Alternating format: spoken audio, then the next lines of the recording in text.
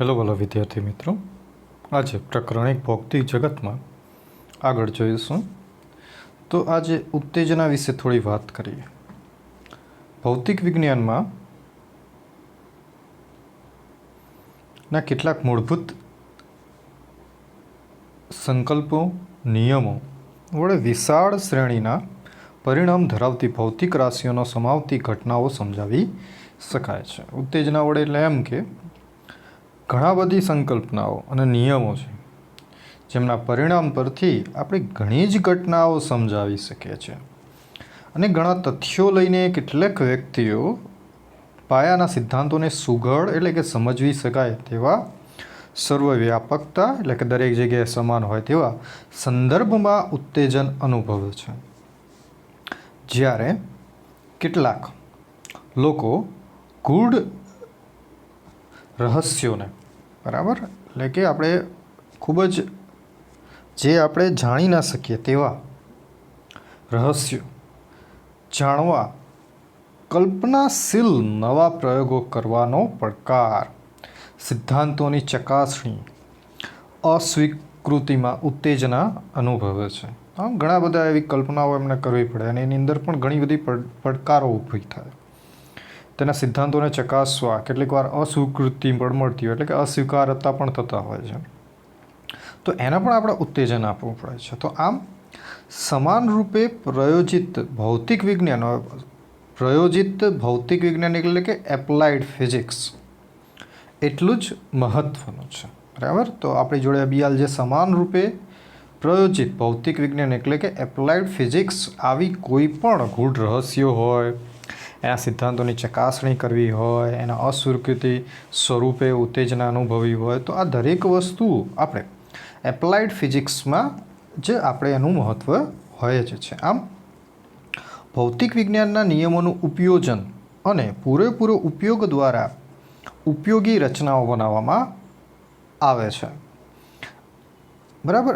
કારણ કે કોઈ પણ આપણે ઉદાહરણ તરીકે ઇલેક્ટ્રોનિક્સમાં કોઈ પણ વસ્તુ લઈ લઈએ તો એની અંદર આપણે ઘણા બધા ભૌતિક વિજ્ઞાનના નિયમોનો ઉપયોગ કરવો પડે, કેટલાક સિદ્ધાંતોનો ઉપયોગ કરે, ત્યારબાદ આપણે એક ડિવાઇસ એટલે કે એક કોઈ પણ ભૌતિક સાધનની રચના કરીએ છીએ. અને એ આપણા માટે ખૂબ જ રસપ્રદ અને ઉત્તેજક છે, કારણ કે તેનો આપણે ઉપયોગ કરીએ છીએ વ્યવહારિક જીવનમાં. તો આમ તેના માટે કેટલીક કુશળતાઓ પણ જોઈએ અને ખંતપૂર્વક કેટલીક વાર પ્રયત્નો પણ કરવા પડે, કારણ કે કોઈ પણ ડિવાઇસ બનાવવા ઘણા સમય લાગતો હોય છે અને ત્યારબાદ એમાં સફળતા મળતી હોય છે. આમ કેટલીક સદીથી ભૌતિક વિજ્ઞાન અસાધારણ પ્રગતિનું રહસ્ય છે. આ પ્રગતિના મૂળભૂત ધારણાઓ સામે થતા ફેરફારનો સંલગ્ન. ભૌતિક વિજ્ઞાનની જે પ્રગતિ છે એ પ્રગતિ માટે ગુણાત્મક વિચારો હોવા જોઈએ. તે ખૂબ જ મહત્ત્વ છે, પરંતુ પર્યાપ્ત નથી. કારણ કે ભૌતિક વિજ્ઞાનમાં માત્રાત્મક અવલોકનોનું મહત્ત્વ છે, કારણ કે કુદરતના નિયમો ચોક્કસ ગાણિતિક સ્વરૂપો દ્વારા વ્યક્ત કરવામાં આવે છે. બરાબર. એટલે એકલું માત્ર પ્રગતિ ગુણાત્મક વિચારો ઉપર જ નથી, એટલે માત્ર વિચારો ઉપર નથી, કારણ કે ભૌતિક વિજ્ઞાનની અંદર એવું પણ કહેવામાં આવે છે, બરાબર, જે વિજ્ઞાન છે વિજ્ઞાનની અંદર ભૌતિક વિજ્ઞાન એ રાજા કહેવામાં આવે છે અને જ્યારે ગણિત છે તેને વિજ્ઞાનની રાણી પણ કહેવામાં આવે છે. આમ ભૌતિક વિજ્ઞાનમાં માત્રાત્મક અવલોકનો હોવા ખૂબ જ જરૂરી છે. એટલે કે શું? તો એમાં ચોક્કસ ગાણિતિક સ્વરૂપો અથવા તો તે સ્વરૂપ ગાણિતિક સમીકરણો વડે આપણે એને વ્યક્ત કરી શકતા હોવા જોઈએ. જો આપણે એ ભૌતિક વિજ્ઞાનના નિયમોનો પાયાના નિયમોને સાર્વત્રિક છે અને જુદા જુદા વિશાળ સંદર્ભોમાં પણ લાગુ પાડી શકાય છે. બીજી મહત્ત્વની એ કોઠાસૂઝ હતી કે છેલ્લે અંદાજો લગાવવાની વ્યૂહરચના ખૂબ જ સરળ રહે છે અને રોજિંદા જીવનમાં મોટાભાગની ઘટનાઓ પાયાનો નિયમો જટિલ અભિવ્યક્ત હોય છે. આમ આ નિયમોના દ્વારા આપણે એને સમજી શકીએ છીએ. બરાબર. આમ કોઈ એક ઘટના જુદા જુદા પાસાઓથી ઓછી મહત્વપૂર્ણ બાબતો કરતાં વધુ મહત્વપૂર્ણ બાબતો વૈજ્ઞાનિકો અલગ તારવવામાં વધુ મહત્વનું સમજે છે. કારણ કે આપણે જોડે કોઈ પણ તમે અવલોકન કરો તો એની અંદર સૌથી વધુ અગત્યની કઈ વસ્તુ રહેલી છે એ ખૂબ જ અગત્યની રહેલી છે. એટલે કે જ્યારે પણ કોઈ ઘટના થતી હોય તો એ ઘટનાની અંદર એનો એ શા માટે થાય છે, કેવી રીતે થાય છે, એ દરેક વસ્તુને વૈજ્ઞાનિક પોતાની રીતે અલગ અલગ તારવે છે અને એની અંદર શું મહત્ત્વની વસ્તુ છે એ અલગ કરે છે. એ એમની એક સારી પ્રયુક્તિ છે. આમ કોઈપણ ઘટનાના અતિ આવશ્યક લક્ષણો પર ધ્યાન કેન્દ્રિત કરે છે અને મૂળ સિદ્ધાંતો શોધવામાં મદદ કરે છે.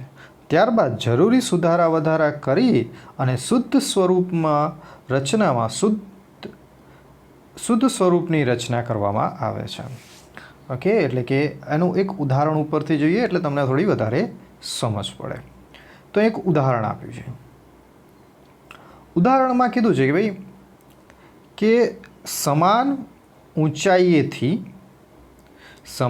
ઊંચાઈએથી મુક્ત પતન કરતા એક પદાર્થ અને એક પીછાને સરખા સમયે જમીન ઉપર પહોંચતા નથી. ઓકે, તમે જાતે પણ પ્રયોગ કરી શકો. તમારા જોડે કોઈ વસ્તુ લઈ શકો અને બંને વસ્તુને તમારે પોતાના ઘરના છત ઉપર જઈને બંનેને ફેંકો. તમે જોશો કે બંને જ વસ્તુઓ એક જ સમયે જમીન ઉપર પડશે નહીં. તો અહીંયા શું થયું? તો અહીંયા જે વસ્તુ આપી છે એવી રીતે અહીંયા એક વાત કરી કે એક પીછું છે અને એક પથ્થર છે. હવે એક જમીન પર પહોંચતા નથી, એક જ સમયે પહોંચતા નથી. કારણ શું થયું? કારણ કે અહીંયા ગુરુત્વાકર્ષણનું મુક્ત પતન નથી. કારણ કે અહીંયા હવાનો અવરોધ વધુ જટિલ છે, એટલા માટે એ એક સમયે પહોંચતા નથી. પરંતુ જો આપણે જો હવાનો અવરોધ અવગણીએ અને માત્ર ગુરુત્વ ક્ષેત્રનું મુક્ત પતનના નિયમોને અનુસરીએ તો તમે જોઈ શકો કે એક જ સરખા સમયમાં એક પથ્થર અને એક પીછું સરખા સમયમાં જ જમીન પર પડે છે. બરાબર? તો આવી રીતે આપણે અહીંયા અલગ કરવું પડ્યું. શું અલગ કરવું પડ્યું? તો ગુરુત્વીય ક્ષેત્રનું મુક્ત પતન અલગ કરવું પડ્યું અથવા તો હવાના અવરોધો અલગ કરવા પડે છે. આમ આપણે અહીંયા જોયું કે ગુરુત્વાક્ષેત્રમાં મુક્ત પતનનો નિયમ મેળવી શકાય છે. લાંબી અને શૂન્ય અવકાશિત નળીમાં પથ્થર અને પીછાને મુક્ત પતન કરવામાં આવે તો બંને એક સરખા સમયમાં જ મુક્ત પતન કરે છે. જેવી જ રીતે તમે પણ તમારા ઘરે તમે અહીંયા વિચારી શકે કે શૂન્ય અવકાશિત એક ચેમ્બર લેવું પડે, ચેમ્બરિત નળી લેવી પડે અને એની અંદર જો બંને પદાર્થને એક જ સમયે તમે ફેંકો છો તો એક જ સમયે જમીન ઉપર પડે છે. તો બરાબર છે. તો આ યાદ રાખવું તમારા દરેક વિદ્યાર્થી. બરાબર? આ પૂછી શકાય એવું છે. બરાબર?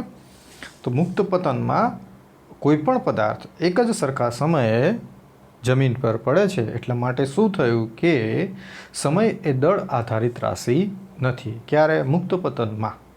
જ્યારે ગુરુત્વાકર્ષણ ક્ષેત્રમાં મુક્ત પતન કરવામાં આવે ત્યારે. આમ આ મૂળ નિયમ મેળવી શકાય છે. ગુરુત્વીય પદાર્થના દળ પર આધારિત નથી. બરાબર? મેં જેવી રીતે અહીંયા વાત કરી એવી રીતે. બરાબર? આધારિત નથી. ગુરુત્વીય પદાર્થના દળ પર આધારિત નથી. આ જ રીતે મેળવેલો નિયમ ફરીથી પીછાના મુક્ત પતનનો કિસ્સા અને હવાના અવરોધનો સુધારો કરો. બરાબર છે?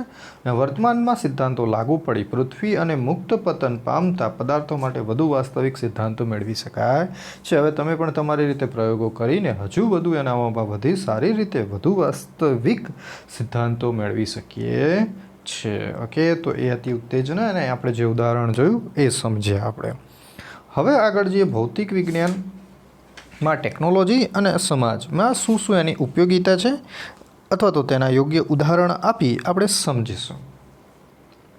તો ભૌતિક વિજ્ઞાન, ટેકનોલોજી અને સમાજ વચ્ચે સંબંધના ઘણા બધા ઉદાહરણો જોઈ શકાય છે. અહીં એક ઉદાહરણ આપેલું છે કે ભાઈ ઉષ્મા એન્જિનની કોઈ પ્રણાલી સમજવા માટે તેના સુધારા કરવાની જરૂરિયાત છે, કારણ કે ઉષ્માગતિશાસ્ત્રના વિષયનો ઉદ્ભવ થયો છે. ઓકે, તો ઉષ્માગતિશાસ્ત્રનો ઉપયોગ કરીને આપણે ઉષ્મા એન્જિનની અંદર ઘણી બધી નવી રચનાઓ ઉપયોગ કરી શકીએ છીએ, જે આપણા માટે ખૂબ જ જરૂરી હોય. એટલે કે વરાળ યંત્ર કે જેનાથી માનવ સભ્યતા પર ખૂબ જ મોટી અસર પડી છે, તેની 18મી સદીમાં ઇંગ્લેન્ડમાં થયેલા ઔદ્યોગિક ક્રાંતિથી અલગ પાડી શકાય તેમ નથી. ઘણી વખત ટેકનોલોજીના નવા ભૌતિક વિજ્ઞાન વિકસાવે તો ક્યારેક તો ભૌતિક વિજ્ઞાનમાં નવી ટેકનોલોજી વિકસાવે, જેનું ઉદાહરણ હવે આપણી જોડે એક ઉદાહરણ કયું આપેલું છે? Wireless communication. તો વાયરલેસ કોમ્યુનિકેશન ખૂબ જ અગત્યનું છે. વાયરલેસ કોમ્યુનિકેશન એટલે કે જેવી રીતે આપણે મોબાઈલ ઉપર એકબીજા સાથે વાત કરીએ છીએ, જ્યાં કોઈ પણ પ્રકારનો વાયર હોતો નથી, છતાં પણ આપણે એકબીજા સાથે વાતચીત કરી શકીએ છીએ. એટલે કે એનો અવાજ, કોઈ પણ સામેના વ્યક્તિનો અવાજ સાંભળી શકીએ અને આપણે પણ અહીંથી અવાજ એને મોકલીએ તો એ સાંભળી શકે છે. આમ વાયરલેસ કોમ્યુનિકેશન એટલે કે કોઈ પણ પ્રકારના વાયર વગર માત્ર અવકાશમાં સિગ્નલો મોકલીને એકબીજા સાથે કોમ્યુનિકેશન કરી શકીએ, એટલે કે વાર્તાલાપ કરી શકીએ છીએ. તો આ એક 19મી સદીમાં એ વિદ્યુત અને ચુંબકત્વના મૂળભૂત નિયમોનો અનુસરે છે. ઓકે, એવી જ રીતે ખૂબ જ અગત્યની વસ્તુ હતી. આમ ભૌતિક વિજ્ઞાનના પ્રયોજન માટે પૂર્વાનુમાન બાંધવું દરેક વખતે સરળ હોતું નથી. 1933ના અંત સુધી મહાન ભૌતિક વિજ્ઞાન, બરાબર, રુથરફોર્ડની આપણે જે આગળ વાત કરી હતી એ, તો રુથરફોર્ડે પરમાણુમાંથી ઉર્જાના ઉત્તેજનો એટલે કે ઉત્સર્જનની ઘટનાના નકારી ચૂક્યા હતા. પરંતુ થોડા વર્ષ બાદ જ 1938માં જ હાન અને મિટનરે ન્યુટ્રોનનો મારો ચલાવીને યુરેનિયમ ન્યુક્લિયસના વિખંડનની ઘટના શોધી કાઢી. બરાબર, રુથરફોર્ડે કીધું પરમાણુના ઉર્જાના ઉત્સર્જનની ઘટના નકારી ચૂક્યા હતા, પરંતુ થોડા જ વર્ષ બાદ હાન અને મિટનરે ન્યુટ્રોનનો મારો કરીને યુરેનિયમના ન્યુક્લિયસનો વિખંડનની ઘટના શોધી કાઢી. તમે અને ન્યુક્લિયર પાવર રિએક્ટર અને ન્યુક્લિયર હથિયારોની કાર્યપ્રણાલીમાં પાયો નાખ્યો. બરાબર, તો આ બધી જે મેં હાલ વાત કરી આપણે, બરાબર, આ તમે 12મા ધોરણમાં ન્યુક્લિયરના ચેપ્ટરમાં દરેક વસ્તુ આ ભણવાના છો ડિટેલમાં. બરાબર, ત્યાં આવશે ન્યુક્લિયર વિખંડન પ્રક્રિયા અને ન્યુક્લિયર પાવર રિએક્ટર પણ ત્યાં આવશે. અણુ બોમ્બ પણ આપણે ત્યાં ન્યુક્લિયર બોમ્બ પણ વિશે પણ થોડી ચર્ચા કરીશું. હવે આગળ જઈએ તો ભૌતિક વિજ્ઞાનની ટેકનોલોજીનો વધુને વધુ ઊંચાઈએ પર લઈ જવાય છે. અને બીજું ઉદાહરણ સિલિકોન ચિપ્સ છે, જે પણ હબીહાલ ખૂબ જ અગત્યની બની રહી છે. બરાબર, તો આવી રીતે આપણી જોડે ઘણા બધા એવા પ્રયોગો છે કે જેની અંદર આપણે અહીંયા ઘણા દેશોને અહીંયા કંઈ નામ આપેલા છે અને એના મહત્ત્વના યોગદાન અને સંશોધન વિશે. આર્કિમિડીઝે શોધેલો પ્રયોગ તો ઉત્પ્લાવનનો સિદ્ધાંત છે, ઉચ્ચલનનો સિદ્ધાંત એમને શોધ્યો. ગેલેલિયોએ જડત્વનો નિયમ શોધ્યો. બરાબર, હાઇગેન્સે પ્રકાશના તરંગનો સિદ્ધાંત, આઇઝેક ન્યૂટને ગુરુત્વાકર્ષણ, માઇકલ ફેરાડે વિદ્યુત ચુંબકીય તરંગનો નિયમ. બરાબર, મેક્સવેલે વિદ્યુત ચુંબકીયનો સિદ્ધાંત. પ્રકાશ એક વિદ્યુત ચુંબકીય તરંગ છે. હર્ટ્ઝ વિદ્યુત ચુંબકીય તરંગોનું ઉત્પાદન. જે.સી. બોઝે અલ્ટ્રા શોર્ટ ખૂબ જ ટૂંકા રેડિયો તરંગ. બરાબર, રોન્ઝને એક્સરે, જે થોમ્સને ઇલેક્ટ્રોન, મેરી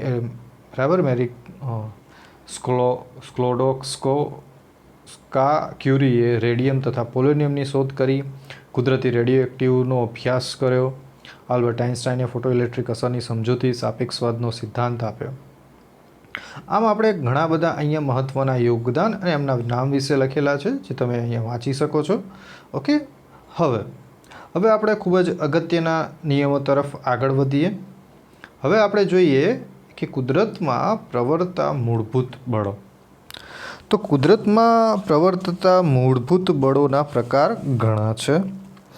બળોના આપણે વાત કરીએ તો બે પદાર્થો વચ્ચે ગુરુત્વાકર્ષણ બળ સમજી શકો, સ્નાયુ બળ સમજી શકો, બે પદાર્થો વચ્ચે સંપર્ક બળ સમજી શકો, બે સપાટી વચ્ચે ઘર્ષણ બળ સમજી શકો. તો આવા ઘણા બધા આપણે બળો વિશે ચર્ચા કરવાની છે. તો આપણે સૌપ્રથમ અહીંયા તમને જે અનુભવે છે એ અહીંયા વાત કરી છે કે કોઈ પણ પદાર્થનો પદાર્થ માટે તમે પદાર્થને ધકેલો છો, ઊંચકવા, ફેંકવા, તોડવા, વિરૂપણ એટલે કે એનો આકાર બદલવા માટે બળની જરૂર પડે છે.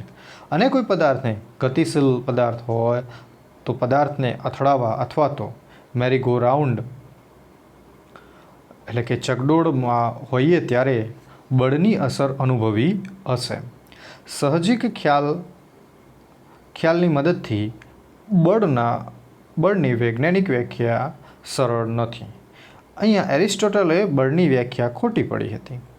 પહેલાં જ્યારે એરિસ્ટોટલે શોધી બળની વ્યાખ્યા ત્યારે ખોટી પડી. ત્યારબાદ સાચો આઇઝેક ન્યૂટને આપેલી અને એ ગતિના પ્રસિદ્ધ નિયમો દ્વારા મેળવી હતી, એટલે પ્રખ્યાત થઈ. તેમણે બે પદાર્થો વચ્ચે પ્રવર્તતા ગુરુત્વાકર્ષણ બળનો બરાબર ન્યૂટને શું કર્યું? તો ન્યૂટને ગતિના નિયમો હતા, પણ એ કોના અનુસાર હતા? તો ગુરુત્વાકર્ષણના બળના સચોટ સ્વરૂપમાં આપ્યું હતું. અને આગળના ચેપ્ટરમાં આપણે ગુરુત્વાકર્ષણનું આખું ચેપ્ટર જ છે, એની અંદર આપણે વધુ ડિટેલમાં અભ્યાસ કરીશું. ત્યારબાદ સ્થૂળ જગતમાં ગુરુત્વાકર્ષણ બળનો ઉપરાંત બીજા ઘણા પ્રકારના બળો જોવા મળે. જેવી રીતે મેં હાલ વાત કરી એવી રીતે કયા બળો જોવા મળે? તો ધારો કે સ્નાયુ બળ છે, બરાબર કે નહીં? તો સ્નાયુ બળ તમને ખબર પડી શકે. બે પદાર્થો વચ્ચે લાગતું ઘર્ષણ બળ તમે અનુભવ્યું હોય, બરાબર. પછી ઘર્ષણ એટલે કે શું? તો સંપર્ક સપાટીને સમાંતર લાગતું બળ, એટલે એને સંપર્ક બળને આપણે શું કહીશું? ઘર્ષણ બળ કહેવામાં આવે છે. કોઈ પણ બે પદાર્થો તમે તમારા બંને હાથને એકબીજા સાથે સંપર્કમાં લાવીને તેને ઘસો છો, બરાબર. તો એકબીજાને સમાંતરે ઘર્ષણ થયું અથવા તો સંપર્ક બળ લાગે તો એને આપણે શું કહીશું? ઘર્ષણ કહેવામાં આવે છે, જેને આપણે ઘર્ષણ બળ પણ તરીકે લઈ શકીએ. પછી હવે આપણે આગળ જઈએ. સમજ ન હોય કે એટલે કે હવે આપણે આગળ જોઈએ તો આગળના બળો વિશે વાત કરીએ તો બીજા કયા બળો? તો દબાયેલી કે ખેંચાયેલી સ્પ્રિંગ વડે લાગતું બળ. તમે તણાવ બળ એટલે કે દોરીમાં અથવા તો દોરડા વચ્ચે લાગતું બળ, જે તમે અનુભવ્યું હશે, અથવા તો તમે કોઈ પણ દોરી હાથમાં લઈ અને તમે ખેંચો તો પણ એ તમે સમજી શકો. સ્પ્રિંગની અંદર પણ તમે જોયું હશે. એવી રીતે ઉત્પ્લાવક બળ એ પણ તમે સમજી શકો. ઉત્પ્લાવક બળ એટલે તરલના સંપર્કમાં રહેલા ઘન પદાર્થ પર લાગતું શ્યાનતાનું બળ છે.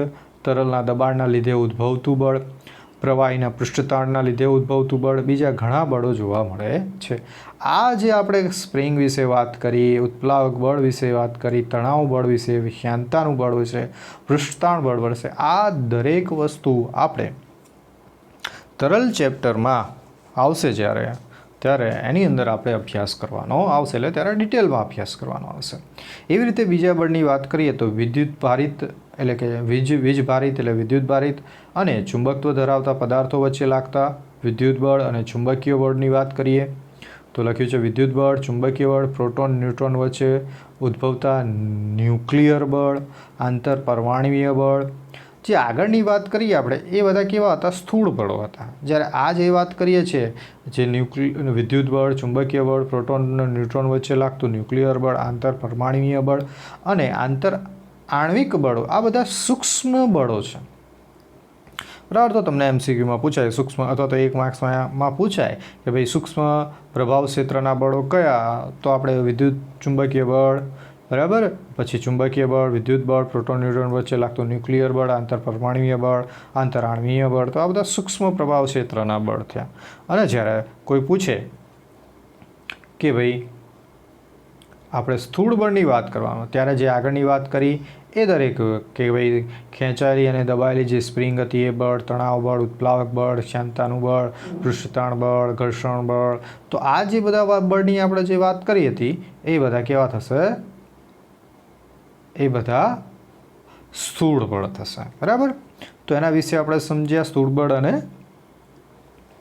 આપણી જોડે સૂક્ષ્મ બળ. હવે આગળની વાત કરીએ તો આવી રીતે મહાન વૈજ્ઞાનિકો 20મી સદીમાં જુદા જુદા એવા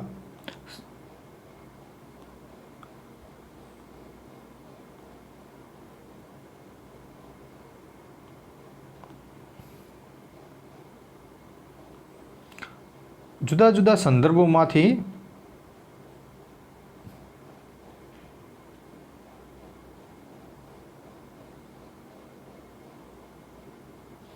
સંદર્ભમાંથી મળતા વિવિધ પ્રકારના બળો ખરેખર કુદરતના અકલ્પ્ય સંખ્યાના જ મૂળભૂત બળોમાંથી ઉદ્ભવ્યા હોય છે. ઉદાહરણ તરીકે અહીંયા લખ્યું સ્થિતિસ્થાપક સ્પ્રિંગ જ્યારે ખેંચાયેલી અથવા તો સંકોચાયેલી હોય ત્યારે સ્પ્રિંગના પાસે રહેલા અણુઓ વચ્ચે પરિણામી આકર્ષણ અને અપાકર્ષણ બળ અનુભવે છે, જેના કારણે સ્થિતિસ્થાપક સ્પ્રિંગમાં પુનઃસ્થાપક બળ ઉદ્ભવે છે. બરાબર ને? પુનઃસ્થાપક બળની વાત કરીએ અહીંયા.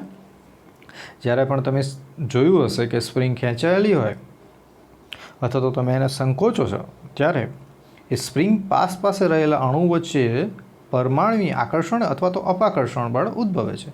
ખેંચાય એટલે કે આકર્ષણ બળ લાગતું હોય તો એકબીજા સાથે ખેંચાય, અને જો સંકોચે ખેંચાય એટલે કે એકબીજા સાથે પાસે એટલે કે આકર્ષણ બળ જેવું લાગે, સંકોચાય એટલે એવું લાગે એકબીજા વચ્ચે અપાકર્ષણ બળ ઉદ્ભવે છે તેવું લાગે છે. તો આમ આ એકબીજાનો વિરોધ કરે છે. એટલે વિરોધ કરે છે માટે એક એવા પ્રકારનું બળ લાગતું હોવું જોઈએ, પુનઃસ્થાપક બળ લાગતું હોવું જોઈએ. તો આ થયું પુનઃસ્થાપક બળ, એટલે કે જે પણ વિરોધ કરતું હોય એની ઉપરનું આકર્ષણ એને વિરોધ કરતું હોય એવું પ્રકારનું એક બળ, એટલે કે કોઈ પણ પદાર્થની અંદર રહેલો એવો ગુણધર્મ કે જે પદાર્થ પોતાનો મૂળ ગુણધર્મ લાવવા માટે લાગતું જે બળ હોય એને આપણે પુનઃસ્થાપક બળ તરીકે કહી શકાય. તો આ આકર્ષી અને અપાકર્ષી અણુઓનો વિદ્યુત ભારિત સૂક્ષ્મ કણોમાં પ્રવર્તતું વિદ્યુત બળો દ્વારા શોધી શકાય છે. બરાબર છે? તો આ એક ઉદાહરણની વાત કરી હતી સ્થિતિસ્થાપક સ્પ્રિંગમાં પુનઃસ્થાપક બળ. અને પુનઃસ્થાપક બળ કોના વડે સંતુલિત કરાય છે? તો વિદ્યુત બળો દ્વારા સંતુલિત કરાય છે, અને જે સમજી શકાય છે. એવી રીતે અહીંયા કરી છે સાધિત બળ. સ્પ્રિંગમાં ઉદ્ભવતું બળ ઘર્ષણ બળના નિયમોના કુદરતના મૂળભૂત નિયમોનું સ્વતંત્ર નથી, પરંતુ સાધિત બળોનું ઉદ્ભવ સ્થાન વધુ જટિલ છે. હાલમાં કુદરતમાં 4 પ્રકારના મૂળભૂત બળો હોવાનું મનાય છે. ઓકે, અને જેનું આપણે ટૂંકમાં વર્ણન કરીશું. તો હવેનો પ્રશ્ન ખૂબ જ અગત્યનો. હવે જે આપણે કુદરતના 4 મૂળભૂત બળો જે સમજવાના છે એ ખૂબ જ અગત્યના છે. તો હવે સૌથી પહેલાં આપણે 4 બળો વિશે વાત કરીએ. તો સૌથી પહેલાં આપણી જોડે છે ગુરુત્વાકર્ષણ બળ, એના પછી વિદ્યુત ચુંબકીય બળ, પછી છે પ્રબળ ન્યુક્લિયર બળ, અને ચોથું નિર્બળ ન્યુક્લિયર બળ. તો તમારો પ્રશ્ન અગત્યનો, કુદરતમાં મળતા મૂળભૂત બળોના નામ લખીને સમજાવો. તો સૌથી પહેલાં આપણી જોડે ગુરુત્વાકર્ષણ બળ વિશે વાત કરીએ. તો ગુરુત્વાકર્ષણ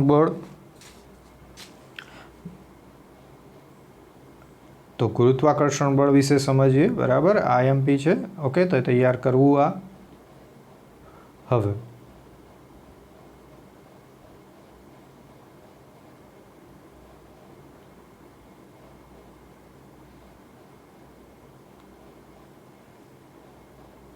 તો ગુરુત્વાકર્ષણ બળ એ બે પદાર્થો વચ્ચે તેમના દ્રવ્યમાનના કારણે લાગતું આકર્ષી પ્રકારનું બળ છે. તો યાદ રાખવાનું, ગુરુત્વાકર્ષણ બળ એ બે પદાર્થો વચ્ચે તેમના દ્રવ્યમાનના એટલે કે તેના દળના કારણે લાગતું આકર્ષી પ્રકારનું બળ છે.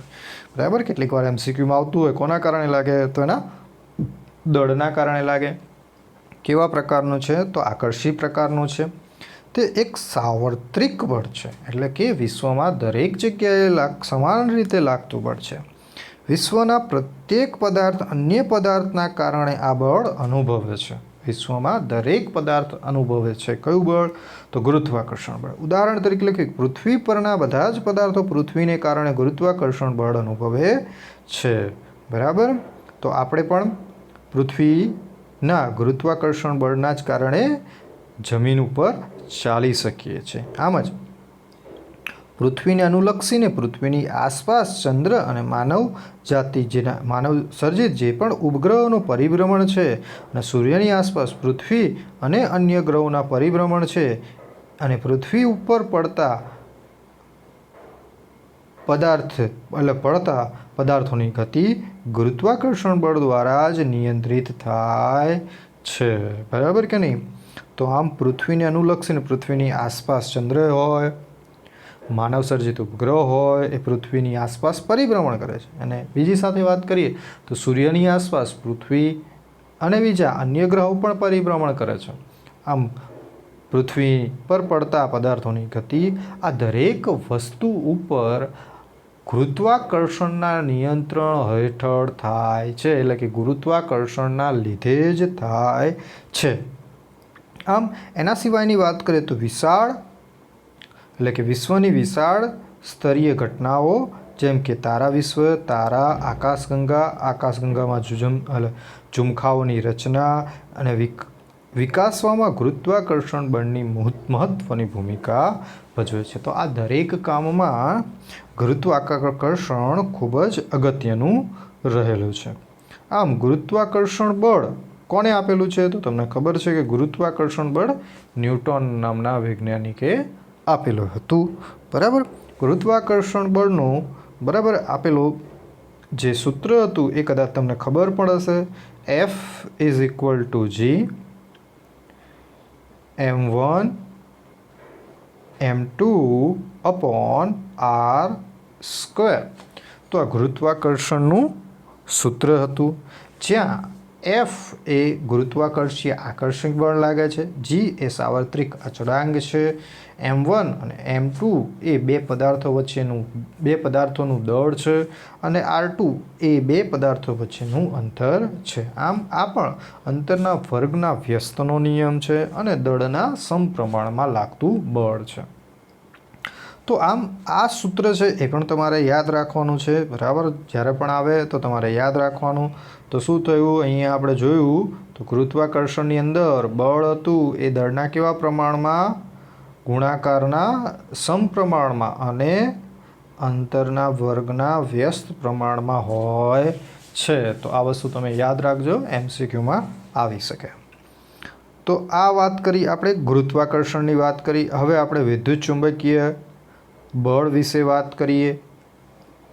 તો વિદ્યુત ચુંબકીય બળ એ વિદ્યુત ભારિત કણો વચ્ચે લાગતું બળ છે.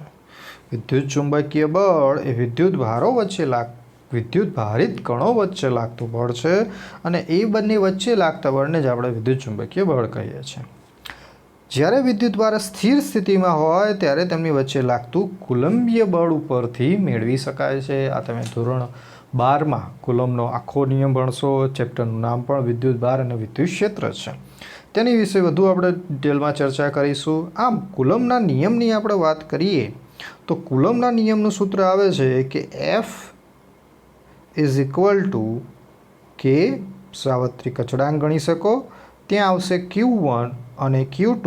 આ Q1 ને Q2 એ વિદ્યુત ભાર છે અને તેમની વચ્ચેનું અંતર r² આપેલું હોય તો આપણે આ સૂત્ર વડે દર્શાવી શકાય છે. આ સૂત્ર પણ તમારે યાદ રાખવાનું છે.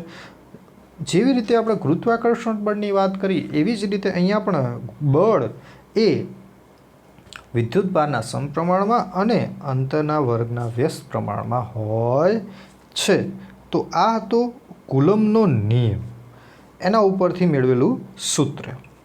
હવે એની અંદર જોઈએ તો વિજાતીય વિદ્યુતભાર હોય, કારણ કે તમને પણ ખબર જ હશે વિજાતીય વિદ્યુતભાર એટલે કે ધન પ્રકારનો વિદ્યુતભાર અને ઋણ પ્રકારનો વિદ્યુતભાર વચ્ચે. તો ધન પ્રકારના વિદ્યુતભાર અને ઋણ પ્રકારના વિદ્યુતભાર વચ્ચે આકર્ષી પ્રકારનું બળ લાગે છે અને સજાતીય પ્રકારના વિદ્યુતભાર વચ્ચે અપાકર્ષી બળ લાગે છે. જ્યારે આપણે ગુરુત્વાકર્ષણની વાત કરી તો ત્યાં કેવા પ્રકારનું બળ હતું? તો માત્ર આકર્ષી પ્રકારનું.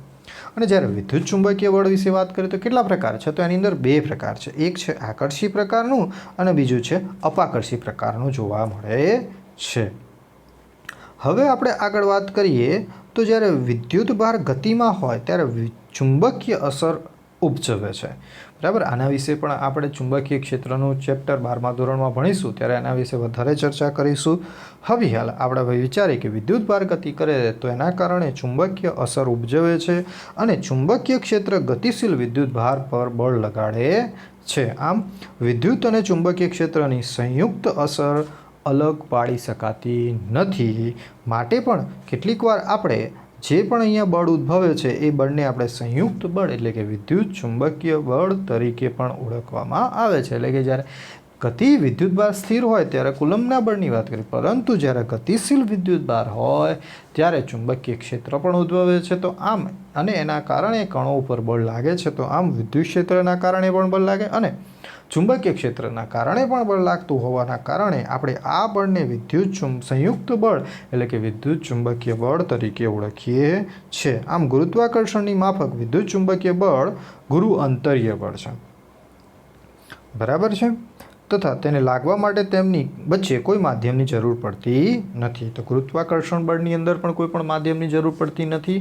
એવી જ રીતે વિદ્યુત ચુંબકીય બળમાં પણ કોઈ પણ માધ્યમની જરૂર પડતી નથી. ગુરુત્વાકર્ષણ પણ ગુરુઅંતરીય બળ છે અને એવી જ રીતે વિદ્યુત ચુંબકીય બળ પણ ગુરુઅંતરીય બળ છે. આમ ગુરુત્વીયકર્ષી જે બળ છે એ ગુરુત્વાકર્ષી બળ કરતાં અતિશય પ્રબળ, એટલે કે જે ગુરુત્વાકર્ષણ બળ કરતાં વિદ્યુત ચુંબકીય બળ ખૂબ જ પ્રબળ રહેલું છે. બરાબર. એટલે એમ સમજી શકીએ કે આ electric force greater than gravitation force. બરાબર. એટલે કે વિદ્યુત ચુંબકીય બળ એ ગુરુત્વાકર્ષણ બળ કરતાં પ્રબળ હોય છે. બરાબર. આમ નિશ્ચિત અંતરે રહેલા બે પ્રોટોન વચ્ચે લાગતું ગુરુત્વાકર્ષણ બળ કરતાં વિદ્યુત બળ 10⁻36 ઘણું પ્રબળ હોય છે. એટલે કે બે પ્રોટોન લઈ લઈએ અને 10⁻36 લઈ લઈએ અને એની સાથે કયું બળ લઈ લઈએ? ગુરુત્વાકર્ષણ બળ. તો આવી રીતે થાય. એટલે કે વિદ્યુત બળ એ ગુરુત્વાકર્ષણ બળ કરતાં 10⁻36 ઘણું મોટું જોવા મળે છે. એટલે કે ઘણું મોટું કહેવાય. આમ વિદ્યુત બળ એ ઇલેક્ટ્રોન, પ્રોટોન જેવા બીજા વિદ્યુતભારિત મૂળભૂત કણોનો બનેલો હોય છે. દ્રવ્ય એ ઇલેક્ટ્રોન, પ્રોટોન અને બીજા મૂળભૂત બળ કણોનું બનેલું હોય છે. આમ વિદ્યુત ચુંબકીય બળ ગુરુત્વાકર્ષણ બળ કરતાં ઘણું પ્રબળ હોવાથી આણ્વિક અને પરમાણુીય સ્તરે ઘણી ઘટનાઓ વિદ્યુત ચુંબકીય બળને પ્રભુત્વ ધરાવે છે અને તેના દ્વારા આપણે સમજી શકીએ છીએ. આમ પરમાણુ અણુઓની સંરચના, રાસાયણિક પ્રક્રિયાઓનું ગતિશાસ્ત્ર, દ્રવ્યની યાંત્રિક, ઉષ્મીય, અન્ય લાક્ષણિકતાનું સંચાલન વિદ્યુત ચુંબકીય બળ દ્વારા જ સમજી શકાય છે. એવી જ રીતે તણાવ બળ, આકર્ષણ બળ જે આપણે આગળ વાત કરી એની અંદર લંબ બળ આ પણ આપણે ભણવાનું છે. ઓકે. આગળ આ ચેપ્ટરમાં જ સ્પ્રિંગમાં ઉદ્ભવતા બળોના સ્થૂળ બળો એ પાયાના વિદ્યુત ચુંબકીય બળ જ રહેલું છે. આમ ગુરુત્વાકર્ષણ બળ હંમેશા આકર્ષી પ્રકારનું જ બળ છે. આકર્ષી પ્રકારનું બળ છે ગુરુત્વાકર્ષણ બળ. પણ જ્યારે મેં વાત કરી એવી જ રીતે વિદ્યુત ચુંબકીય બળ આકર્ષી અને અપાકર્ષી પ્રકારનું હોઈ શકે છે. આમ દ્રવ્યમાનમાં બરાબર પણ દ્રવ્યમાન એક જ પ્રકારનું હોય એટલા માટે. અને જ્યારે વીજભારની આપણે વાત કરીએ તો એના કેટલા પ્રકાર હોય છે? 2 પ્રકાર હોય છે. બરાબર. વીજભારના કેટલા પ્રકાર જોવા મળે છે? 2 પ્રકાર જોવા મળે છે. એટલે કે એક ધન વિદ્યુતભાર અને એક ઋણ વિદ્યુતભાર. આમ બધા જ તફાવતના કારણે આ છે. આમ દ્રવ્ય મોટાભાગે વિદ્યુતકીય રીતે તટસ્થ રહેલું હોય છે. કોઈ પણ તમે દ્રવ્ય લો તો એ હંમેશા વિદ્યુતની દ્રષ્ટિએ તટસ્થ જ હોય છે. કોઈ પણ પરમાણુ લો તો પણ એ વિદ્યુતની દ્રષ્ટિએ તટસ્થ છે. પદાર્થ લો તો પણ એ વિદ્યુતની દ્રષ્ટિએ તટસ્થ જ કહેવામાં આવે છે. તટસ્થ એટલે કે એની અંદર ધન વિદ્યુતભાર અને ઋણ વિદ્યુતભાર સમાન રહેલા હોય છે. એટલા માટે એને તટસ્થ કહેવામાં આવે છે. એટલે એને ધારો કે કુલ વીજભાર ગણો તો એ 0 હોય છે. એટલે કે વિદ્યુત બળ તેમના ઉપર વિદ્યુત બળ 0 હોય છે. તો જ્યારે એ 0 થઈ જાય ત્યારે ગુરુત્વાકર્ષણ બળ પૃથ્વી પરની ઘટનાઓમાં પ્રભુત્વ ધરાવે છે. જ્યારે પણ પરમાણુ આયનીકૃત થાય ત્યારે વાતાવરણમાં ઉદ્ભવતા વિદ્યુત બળ ઉદ્ભવે છે અને કારણે જ વીજળીના ચમકારા જોવા મળે છે. બરાબર છે. તો આ આપણે જે વાત કરી એ વિદ્યુત બળ વિશે વાત કરી. તો વિદ્યુત બળ જ ખૂબ જ અગત્યનું છે ઉદાહરણ. બરાબર. તો આ તમારે તૈયાર કરવાનું રહેશે. એના પછી હજુ આપણે આગળ એની અંદર વાત કરીએ તો રોજિંદા જીવનની ઘણી બધી ઘટનાઓ સ્પર્શ થઈ ગઈ. ગુરુત્વાકર્ષણ બળ અને વિદ્યુત ચુંબકીય બળ વધુ પ્રબળ છે. એક પુસ્તક મૂકીએ છીએ, જ્યારે આપણા હાથ પર એક પુસ્તક મૂકીએ ત્યારે હાથ વડે પુસ્તકને લંબ રૂપે બળ લાગુ પાડીએ છીએ, જે પૃથ્વીના મોટા દ્રવ્યમાન વડે પુસ્તક ઉપર લાગતું ગુરુત્વાકર્ષણ બળને સંતુલિત કરે છે. આમ આ જે લંબ બળ છે એ લંબ બળ એટલે જ હાથ અને પુસ્તકના વિદ્યુત ભારિત ઘટક કણો વચ્ચે સંપર્ક સપાટીએ પ્રવર્તતું કુલ વિદ્યુત બળ જ છે. બરાબર છે. એટલે કે પૃથ્વીની ઉપર આપણે છીએ જમીન ઉપર, અને ધારો કે પુસ્તક આપણા હાથ ઉપર છે અને એ સંતુલન જાળવે છે, તો કોના કારણે? ગુરુત્વાકર્ષણ બળના કારણે. જ્યારે એના ઉપર લંબ બળ લાગે છે, એ લંબ બળ એ આપણા હાથ અને પુસ્તકના વિદ્યુત ભારિત ઘટકો વચ્ચે સંપર્ક સપાટી પર લાગતું વિદ્યુત બળ જ છે. આમ વિદ્યુત ચુંબકીય બળ ગુરુત્વાકર્ષણ બળ કરતાં સ્વભાવથી વધુ પ્રબળ ન હોય તો સૌથી મજબૂત વ્યક્તિનો હાથ પીછાના વજનથી નાના નાના ટુકડા થઈ જાત. બરાબર. એટલે ખરેખર આવી પરિસ્થિતિ હોય તો આપણે જ આપણા વજન બળને કારણે ટુકડા ટુકડા વિભાજિત થઈ જાત. એટલા માટે આ જે બળો છે એ ખૂબ જ આપણા માટે અગત્યના છે, કારણ કે એના કારણે જે પૃથ્વી ઉપર શું રહેલું છે? સંતુલન સ્થપાયેલું રહે છે. બરાબર છે. તો આ એક થોડી વધારાની વાત હતી, ત્યાં સુધી લખો તો પણ ચાલે. આ એક ઉદાહરણ સ્વરૂપે હતું. ઓકે. હવે આગળના બળ વિશે વિચારીએ. હવે આગળનું બળ છે પ્રબળ ન્યુક્લિયર બળ. પ્રબળ ન્યુક્લિયર બળ વિશે સમજાવો. પ્રબળ ન્યુક્લિયર બળ એ પ્રોટોન અને ન્યુટ્રોનને ન્યુક્લિયસમાં જકડી રાખે છે.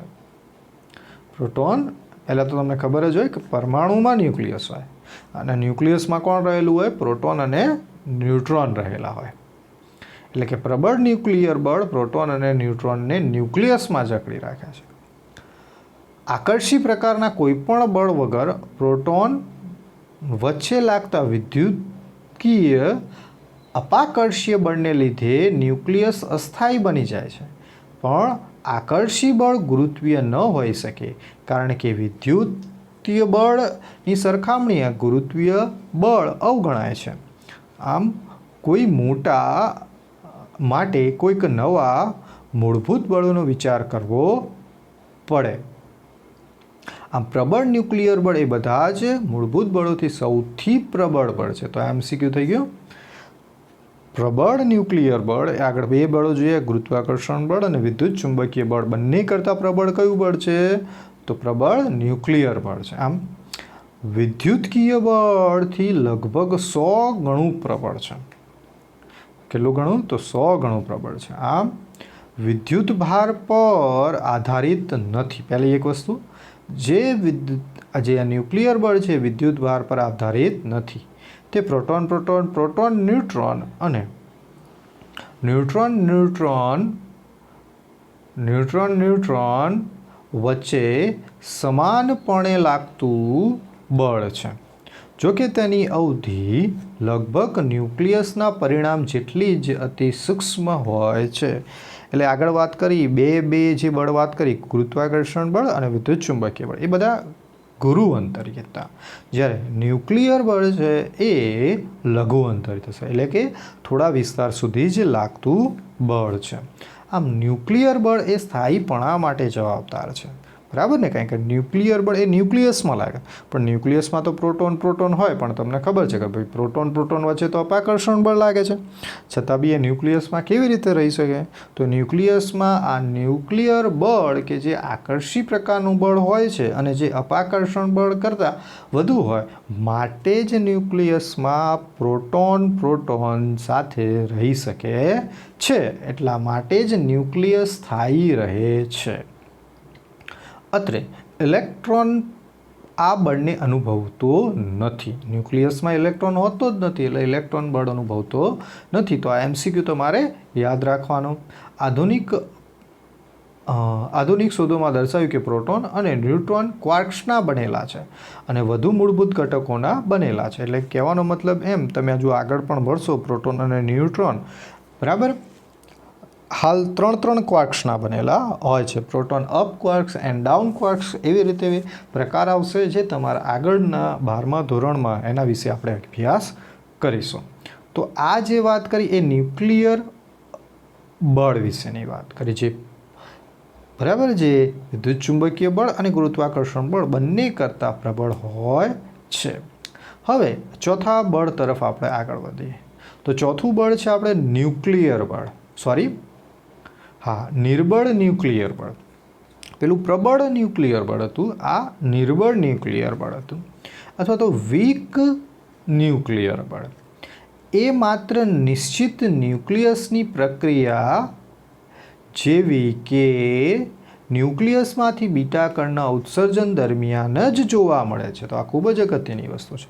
આ પણ તમે બીટા કણનું ઉત્સર્જન પણ તમે ન્યુક્લિયસના ચેપ્ટરમાં ભણવામાં આવશે ડિટેલમાં. તો વીક ન્યુક્લિયર બળ એ માત્ર ન્યુક્લિયસમાંથી બીટા કણના ઉત્સર્જન દરમિયાન જ જોવા મળે છે. બીટા કણના ઉત્સર્જન દરમિયાન ન્યુક્લિયસ ઇલેક્ટ્રોન અને વિદ્યુતભાર વિહીન એવા ન્યુટ્રિનોના કણોનું ઉત્સર્જન કરે છે. એટલે બીટા કણનું ઉત્સર્જન થાય તો એની સાથે ઇલેક્ટ્રોન અને ન્યુટ્રિનો કણોનું ઉત્સર્જન થાય છે. આમ વીક ન્યુક્લિયર બળ એ ગુરુત્વાકર્ષણ બળ કરતાં પ્રબળ, પરંતુ સ્ટ્રોંગ ન્યુક્લિયર એટલે કે પ્રબળ ન્યુક્લિયર બળ અને વિદ્યુત ચુંબકીય બળ કરતાં નબળું હોય છે. તો આપણે MCQમાં યાદ રાખવાનું છે.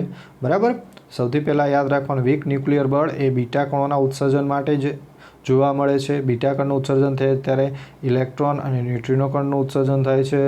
વીક ન્યુક્લિયર બળ એ ગુરુત્વાકર્ષણ બળ કરતાં પ્રબળ છે, પરંતુ પ્રબળ ન્યુક્લિયર બળ અને વિદ્યુત ચુંબકીય બળ કરતાં નબળું હોય છે. આમ વીક ન્યુક્લિયર બળની અવધિ અત્યંત સૂક્ષ્મ એટલે કે 10⁻⁹ મીટરના ક્રમની, એટલે કે આ પણ લઘુ અંતરીય બળ તરીકે ઓળખવામાં આવે છે. બરાબર છે. તો આજે જે આપણે વાત કરી, બરાબર, એ બળો વિશે વાત કરી અને આપણે સમજ્યા. આજે આટલું.